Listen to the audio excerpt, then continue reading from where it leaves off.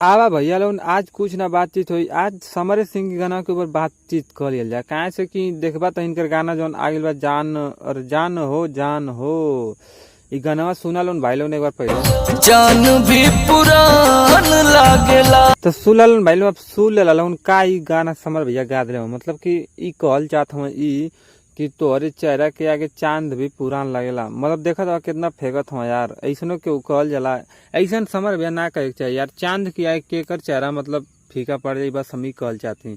मतलब एगो इम्प्रेस कैले कभी एगो हद होले, जैसे कि तुम लोग जैसे बोला गर्लफ्रेंड पटावे खातिर मतलब बोल देला लोगन कि तू चांद से बहुत खूबसूरत हो, तो वही में कही समर भैया वैसे गाना भी लपेट दिले वही में कह कि तू आर चेहरा जौन बा चांद से भी अच्छा बा। ऐसा समर भैया तू काहे करत हो यार, भोजपुरी वालन के पागल बनावत हो का? सब ना जानत हो कि चांद अच्छा बा कि मतलब तुम्हारा आइटम अच्छा ही है? ई तनी तो सब जानत हुई। अरे नहीं भाई, हाँ तो भाई लोग ठीक बा, तो लोग के अगर ये अच्छा लगत हो तो लोग भी अपनी गर्लफ्रेंड के जाके ऐसा इम्प्रेस कर सकत हो, पटा सकत हो लोगन कि तुम्हारे चेहरा के आगे चांद भी मतलब फीका है, तो तू भी गाना उनके सुना सकत बा और तू भी उनके सामने ही गाना गा सकत बा। तो वैसा समर भैया गाना गा दिले। और रहल बात वीडियो के शूटिंग के बारे में, तो ऐसा शूटिंग केहू कर ना सकता। कहे से कि देख सकत बा समुद्र में ले जाके खूब बीच पे एकदम ऐसा सीन दिखाओ जाता है कि देखला के बाद एकदम तुम्हारा दिल खुश हो जाये। वाह समर भैया वाह, का मतलब एकदम शूटिंग दिले दिल खुश हो जाता है यार। तुम्हार वीडियो देख के यार मजा आ जाला। कहे से कि तुम्हार गाना ऐसा शानदार रहेला।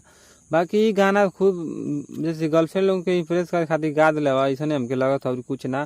बाकी अगर भाई लोग तोलन के गाना सुने के बाद तो जाके सुना लोग दिल खुल के। मतलब देखा ठीक से हमारे भोजपुरी पे ही गाना आयल बा जल्दी बन। ये गाना पे व्यूज देखा तो मिलियन में से व्यूज चलत था आज गाना खूब अच्छा खासा व्यूज भी आवत था।